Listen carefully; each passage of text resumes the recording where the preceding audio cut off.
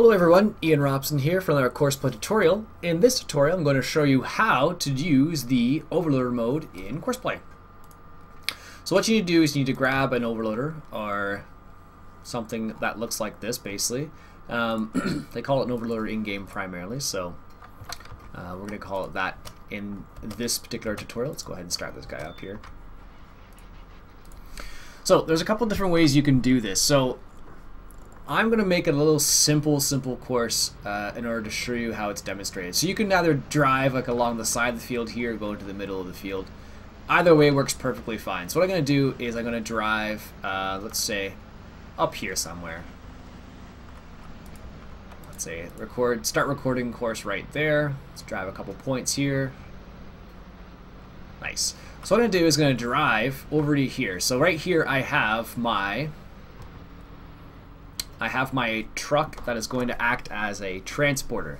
So what I want to do is, the easiest way to do this when you're doing it, well, not manually, but when you're setting it up for Courseplay, is to have the arm out already, or the auger out already, so you know how tall or how far you need to go, basically. So in this case, this is a pretty high tipper, so I need to make sure that I give myself lots of space. So what you do is you set a waypoint right here, and let me just show you that.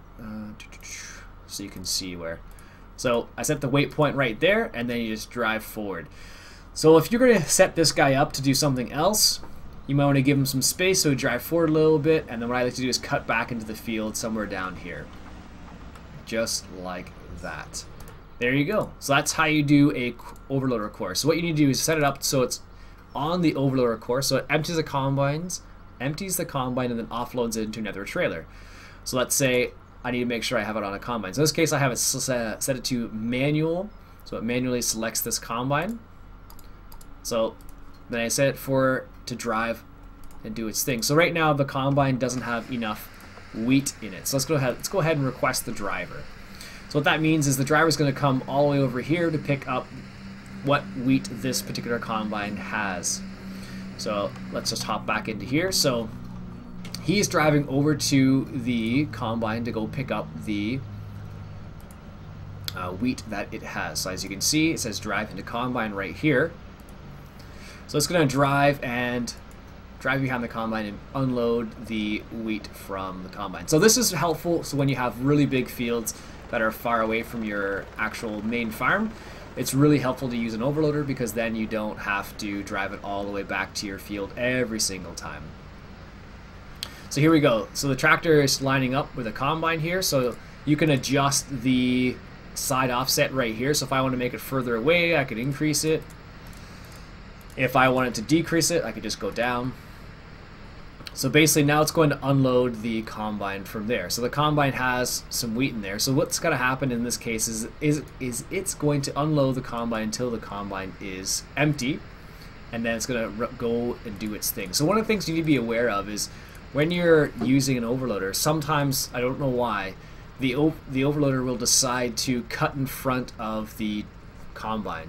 So that's something you need to kind of be aware of because it does do some silly things like that. So for example, let's say I say drive now. So it's going to, see, that's an example of what I'm talking about. It cuts right into where the combine is going. And the reason why it does that sometimes is because just where the unload point is. So just to be aware of that, because that does happen from time to time. Alright, so let's go ahead and drive the course. So he's going to go ahead and do his thing. So he's putting his arm up, like so.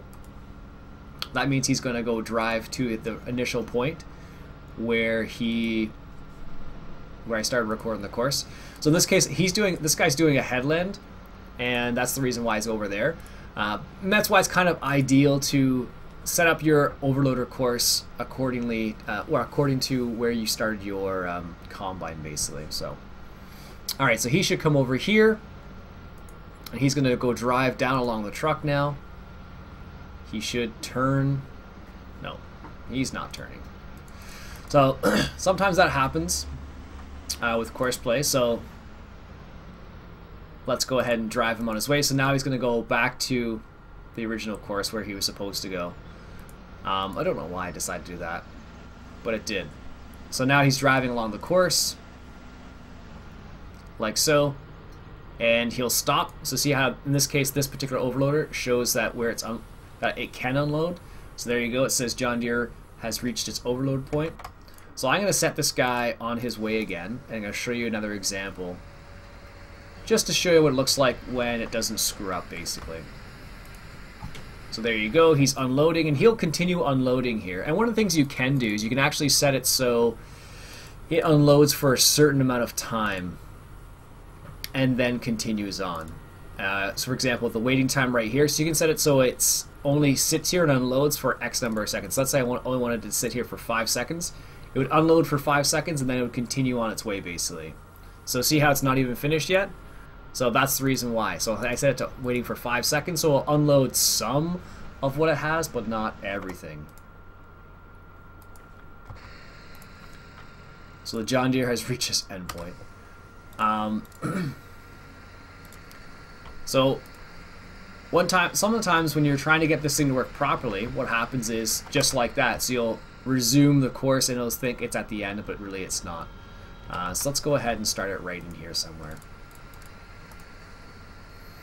Alright, so we have a little bit of wheat here. Let's go ahead and request the driver again.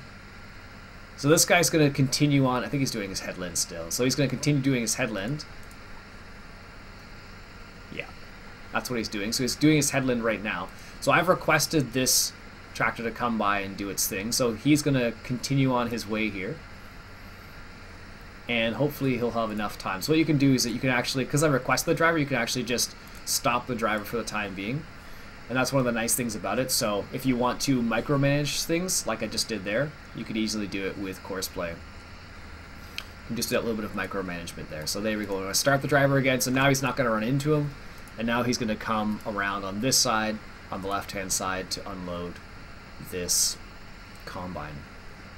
So let's hop back into the John Deere, and I'll show you what that looks like. So he's coming up behind the combine now, and he's going to go ahead and unload the combine. So here we go, and you can adjust the field speed right here in the speed limit, so you can set it to 14.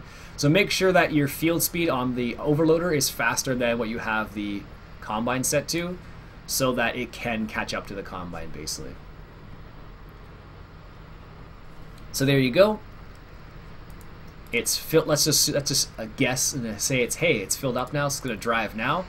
So now it's going to peel away from the combine. And it's going to go to the very first point where we started recording the overloading course. And here, this is where it's helpful to have the maximum speed set, because if you didn't have that set, it would drive really slow doing what it's doing right now. So that's one of the benefits of being aware of these speed limits right here.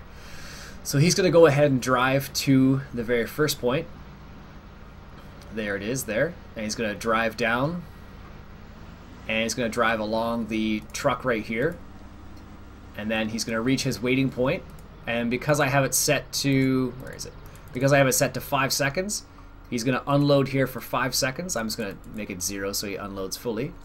So you can set it so that was 5 seconds. And that's the reason why you need to be careful, because some overloaders do take longer than the other ones. So this one obviously, so there, if I just restart the course again, he'll start unloading basically. So that's why you need to be careful about this waiting time. If you set it so it's like really low, he'll never unload it.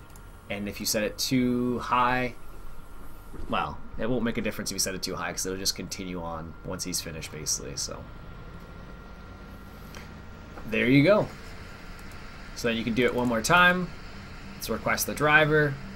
So once the driver reaches his endpoint, which is right up here, he's like, hey, the combine called me again. So he's going to come around here, once again, unload the combine, and then do his thing. And now that I have him set to 0 seconds, he'll fully unload without being silly and driving off after 5 seconds. So that's why you need to be aware of this waiting time. So generally it's set to 0 anyways, so it's not a big deal. There you have it. So that is how you set up a overload course using Courseplay.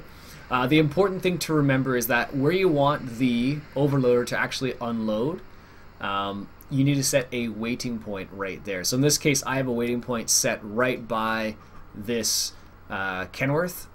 So the waiting point's set right here. So that means that it'll unload into here. So the thing to keep in mind is that if you want to do something with a Kenworth, you have to always make sure you put it in exactly the same spot. One of the things you actually can do is you can set it so this guy is set to a driver helper, which means that he will drive and unload it. So let's go back to here. Let's set him to drive now one more time. Third time's the charm, right? So there's no waiting time this time, so he's going to unload completely, assuming he doesn't run into the combine. So he's going to get in the combine's way, but not completely. So the combine's going to turn around like that. And then he's going to wait because he's in traffic. And then the John Deere is going to turn around, head to the truck right here, and unload. So now because there's 0 waiting time, he'll fully unload. So here's the waiting point right here. That's how I know it can unload. Boom, right there. And then you can get out of the tractor now and just wait for it to unload. So you can see it's still unloading back there just above the Kenworth. So now that tractor is going to fully unload. Oops. So now he's fully unloaded. Now he's going to drive on. He's going to go and wait until the combine is ready to be unloaded again. So that's how you use the overloader mode, I should say, using Courseplay. Anyways, my name's Iain Robson. This has been Farming Simulator 2013, and I'll catch you guys later.